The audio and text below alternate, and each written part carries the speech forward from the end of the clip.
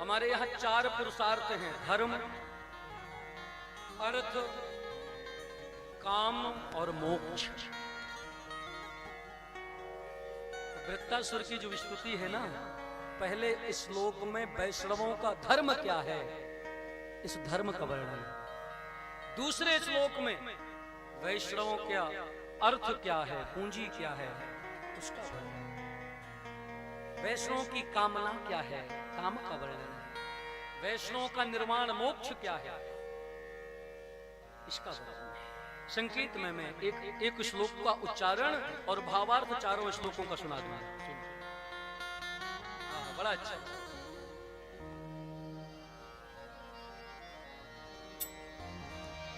अहम हरे तव पादैक मूल, अहम हरे तव पादैक मूलम, दासानुदासो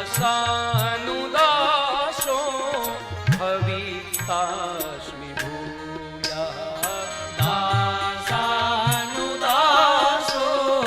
भवितास्मि भूयः। मनः स्मरेत सुपते गुणास्ते, मनः स्मरेत सुपते गुणास्ते, गृणीत वाक् कर्म करोतु कायः, गृणीत वाक् कर्म करोतु कायः। नानात् पृष्ठं न च पारमेष्ठ्यं, न सार्वभौमं न रसाधिपत्यं,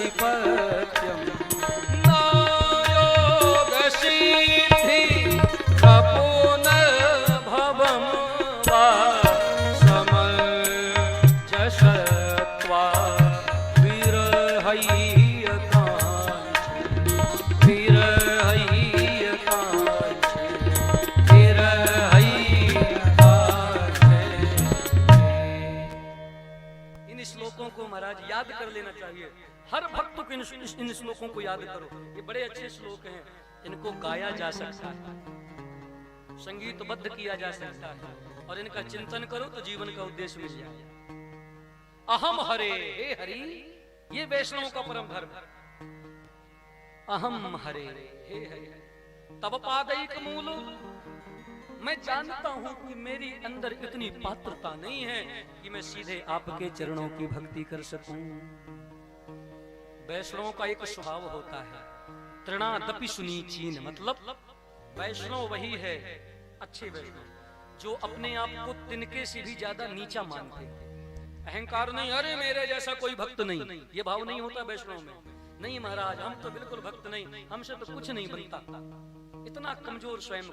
लेकिन वो कमजोर होते नहीं, वो परम भजनानंदी होते।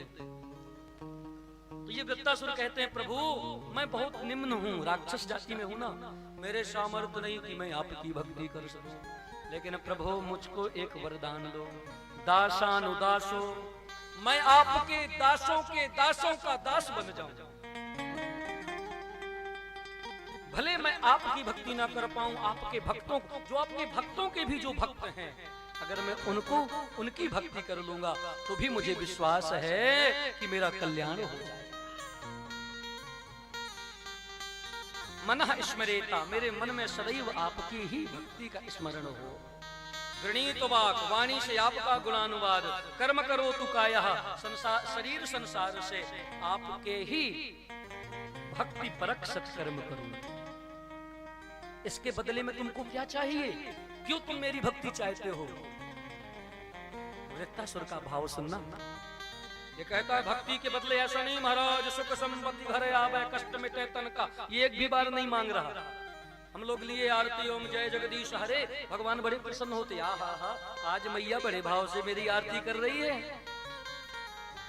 लेकिन जहां मांग लिया तुरंत, एक ही बार जय जगदीश रे, दूसरी बार सुख संपत्ति घर आवे, सुख तुरंत मांगना शुरू। लेकिन देखो जो वास्तविक भक्त हैं उससे सीखो। वो कह रहे हैं न नाक पृष्ठम न पारमेष्ठ्यम, मुझे सत्यलोक का राज, ब्रह्मलोक का राज, पूरे संसार, न सार्वभौमम, कोई राज, न रसाद, न पताल का, कहीं का भी मुझको कोई राजपाट, मतलब कोई धन, यश, वैभव, संपत्ति कुछ नहीं चाहिए। तो क्या चाहिए? ये नहीं चाहिए इसका मतलब कि तुम योग चाहते हो, महात्मा बनना चाहते हो, क्या साधु बनना चाहते हो, योगी बनोगे, सिद्धियां प्राप्त करोगे। ये कहते नहीं महाराज मुझको योग भी नहीं चाहिए, योग भी आप रखे रहो। तो सिद्धि नहीं, सिद्धियां हमको क्या करना है? सिद्धि कर लेंगे, थोड़ा सा किसी के बारे में बताना शुरू कर देंगे, पता चला हजारों करोड़ों की मेला लग जाए, तो फिर तो मैं और जंजाल में फंस गया। सिद्धि तो बिल्कुल नहीं। अच्छा भैया कुछ नहीं चाहिए, तो फिर तुमको मोक्ष तो चाहिए ही होगा, क्योंकि मोक्ष तो सबको चाहिए, मुक्ति तो सबको चाहिए। यही विलक्षणता है। वैष्णव जो प्रेमी होते हैं ना, वो कहते हैं महाराज नहीं, ये तो बहुत छोटी चीज है, मोक्ष। अरे मोक्ष चाहिए होगा तो मोक्ष तो केवल संतों के दर्शन करने से मिल जाता है। और एक रहस्य की बात बता दूं, किसी पवित्र तीर्थ में रह लो तो मुक्ति मिल जाएगी। अयोध्या, मथुरा, माया, काशी, कांची, अवंतिका, पुरी, द्वारावती, चैव सप्तैता मोक्षदायिका। हमारे शास्त्रों में ये 7 महानगरी मोक्षदायिका है। अयोध्या में अगर अवध तजे तन नहीं शरीर, अवध में मर जाओ तो शरीर द्वारा मोक्ष मिल जाएगा। मथुरा वृंदावन में, माया हरिद्वार में, काशी वाराणसी का क्या कहना, एक बार जाकर के मर भर जाओ। संसार भरे में लोग जीने के लिए जाते हैं, लेकिन काशी में मरने के लिए जाते हैं। वहां मर गया तो मुक्ति मिल गई। कांचीपुरम, अवंतिका यानी उज्जैन, द्वारिकापुरी, ये सब मोक्षदायी का नगरी। तो महाराज मोक्ष तो कहीं भी मिल जाएगा, तो तुमको क्या चाहिए? अब जब मोक्ष भी नहीं चाहिए तो तुम मेरी भक्ति क्यों कर रहे हो? बड़ी अच्छी बात कही इसने। समंजसत्वा विरहय्य कांछे, हे प्रभु, हे मेरे प्रियतम, मेरे इष्ट, मैं सदैव आपसे, आपका विरह चाहता हूं। बस ये रस है, इसको सबको सुनना और सुन करके पचा पाना थोड़ा कठिन है।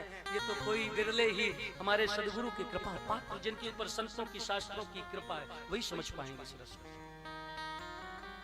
मैं एक उदाहरण समझाई दे रहा हूं, विरह क्या है आपको सुनाऊंगा भी शायद परसों। गोपियां भगवान श्री कृष्ण से क्या चाहती थी? यही विरह है। क्यों? क्योंकि गोकुल वृंदावन से मथुरा कोई बहुत दूर था क्या? 15-18 किलोमीटर है, 1 घंटे की रास्ता है। मानो तो 1 दिन लग जाता, 2 दिन लग जाता उस जमाने में। और गोपियां अगर कृष्ण के बिना नहीं रह सकती थी तो चाहे, क्योंकि कृष्ण अब देवकी नंदन है, उग्रसेन महाराज राजघराने के हैं, तो राजा का दर्शन करने कोई भी आ सकता है। ये गोपियां भी आती, कृष्ण से मिलती, देखती, अपना प्रेम प्रकट करती, चली जाती। और गोपियों ने ऐसा क्यों नहीं किया? हाँ? और गोपियां जीवन भर वृंदावन में ही रहीं, वहीं कृष्ण की हर पल याद करती रहीं और याद कर करके रोती रहीं। क्या गोपियां पागल थी क्या? उनमें प्रेम रंग, यही है विरह, यही है विरह की भक्ति। ये तो सोई जाने जही दे जनाई, इसी के लिए गोस्वामी जी ने कहा सोई जानत जही दे। ये जल्दी जान, ये सब समझ में नहीं आएगा। और ये प्रेम अगर मिल गया, गोस्वामी बिंदु जी के शब्द में सुनो। बिंदु जी एक बड़े अच्छे, विरह नभ पर जब तुम्हारा ध्यान चंद्रोदय हुआ। विरह एक बहुत विशाल हृदय है, जैसे आकाश, और उसमें जब अपने प्रेमी का, अपने प्रेमास्पद का, इष्ट का जब कोई भक्त चिंतन करता है ना, तो उस विरह रूपी आकाश में ध्यान चंद्रोदय, चंद्रमा जैसी शीतलता लेकर के चंद्रमा प्रकट होता है। आपने देखा होगा, और सरल ढंग से समझो, जब आप अपने परिवार समाज से दुखी होकर के रोगे ना, तो तुम्हारे नेत्रों से गर्म आंसू निकलेंगे। कभी आजमा लेना, आज माना क्या है, सब लोग रोते रहते हैं दिन भर। तो जब तुम संसार से मार खा के रोगे तो सर में दर्द होगा, ज्वर आ जाएगा, आंसू नेत्र जलेंगे, लेकिन ध्यान देना, कभी भगवान का एकांत में ध्यान करना और नाम जपना, उनकी याद करना। उनके याद करते समय यदि बड़ी मुश्किल से 2 बूंद आंसू भी आंखों में आ जाएं, उनका अनुभव करना, तुम्हारे शरीर में एक ऐसी आनंद की अनुभूति होगी, इतनी शीतलता मिलेगी जो तुमको एसी एयर कंडीशन कमरे में भी बंद कर दो तो ना मिले। वो भीतर एक आनंद, एक शीतलता मिलती है, उनमें जलन नहीं होगी, बड़ा सुख मिलेगा, लगेगा आज कुछ हमको मिल गया। पर ये जल्दी नहीं, ये खरीदने से नहीं मिलेगा, धन प्रतिष्ठा मान से नहीं मिलेगा, ये अनेक जन्मों के बाद कभी जब सदगुरु की कृपा हो जाए तब। ये विरह की महिमा, और यही वैष्णवों का धन है। वैष्णव कहते हमको और कुछ नहीं चाहिए, आपका प्रेम चाहिए।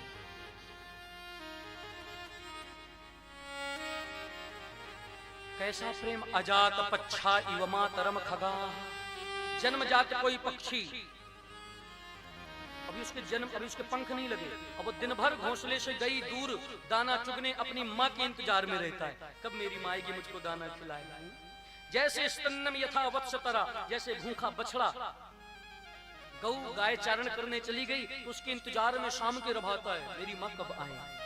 जैसे अभी अभी विवाह हुआ पत्नी का, प्रियम प्रिय वो, और उसका पति विदेश चला जाए कमाने, उसके इंतजार में जो पत्नी प्रतीक्षा करे, व्याकुलता रहे, वो विरह आप हमारे जीवन में ले दो। ये वृत्तासुर की स्थिति है।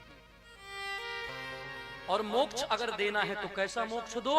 भगवान बार बार इस धरती में भेजना, मैं बार बार गर्भ का कष्ट भी सह लूंगा, लेकिन बस ये प्रार्थना है कि अब जब भी धरती में जन्म देना तो ममोत्तम श्लोक जनेषु संख्यम, जहां पर आपके भक्त रहते हो, जहां आपकी कथाएं होती हो, जहां आपके नाम का कीर्तन होता हो, जहां सत्संग होता हो, उसी जगह, उसी भूमि पर, उसी ही समाज, उसी वंश परिवार में मुझको मेरा जन्म देना।